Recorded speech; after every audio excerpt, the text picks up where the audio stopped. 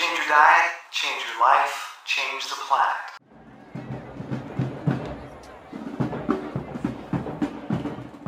Is juicing healthy? A couple different ways to look at juicing. Are you sick or are you healthy?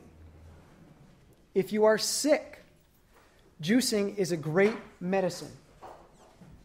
There are situations when you need large amounts of nutrition entering your body to combat the large amounts of damage or toxicity or bacterial viral overload that you're dealing with.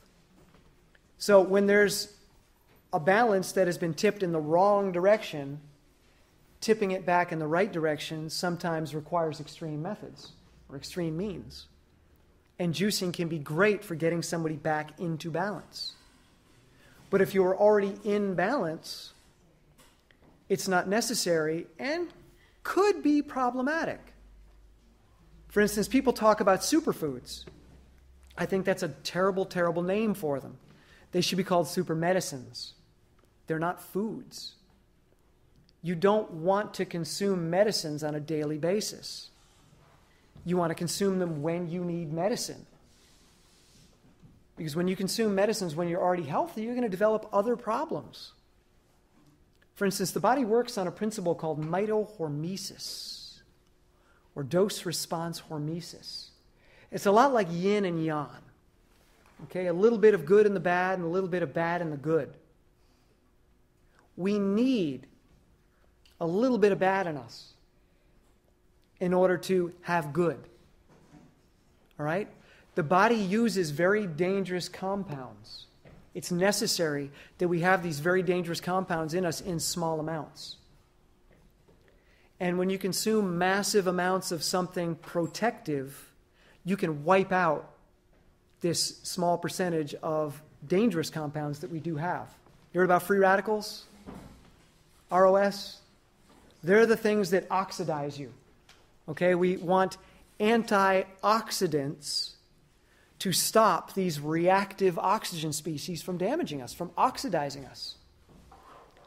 So, if blueberries have 10,000 times the antioxidant power of lettuce, well, then that must be a really good thing, right?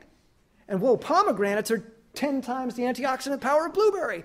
But wait a minute, cacao is 30,000 times the antioxidant power. But wait a minute, clove is 180,000 times more powerful at antioxidizing things than anything else in the universe.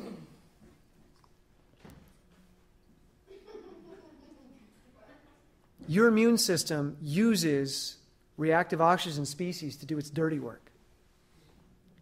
Free radicals are very dangerous. Not just to you, they're also dangerous to bacteria and viruses. So your immune system has found a way to wrangle them and keep them in check. And then when a virus or bacteria comes along, the macrophages engulf them and they sick the free radicals on them. They take those reactive oxygen species and they kill the viruses and the bacteria with them. So if you've just taken the best antioxidant food ever, you might have just wiped out your body's ability to oxidize viruses and bacteria. You might have just wiped out a very important part of your immune system. Alkaline water does the same thing. Because what does alkaline water do when it meets acid pH in the stomach? Neutralizes it. And one of the most important reasons we have that acid in our stomach is to destroy viruses and bacteria. If you neutralize it, uh-oh. So, medicine is great when you're sick. But when you're not sick, you don't want such concentrated forms of food. Nutrient density is important, but you want nutrient density inside of a natural, holistic context. But if you're trying to overcome an illness, if you're trying to heal your body, medicine, great. Definitely recommend it. But once you've gotten yourself into a state of balance, you want to back off and you just want to eat simple whole foods. Okay? Because what's the most important nutrient for the human body? Water. Okay, everybody hold your breath. Can you go as long without oxygen as you can without water? No, oxygen is the most important nutrient in the human body. But guess what happens if you have too much oxygen? Kills you, oxidizes you. So, and that's like if you have 3 times the oxygen, you'll die. So what happens if you have 1,000 or 10,000 times the concentration of a particular nutrient? You think that's going to go well?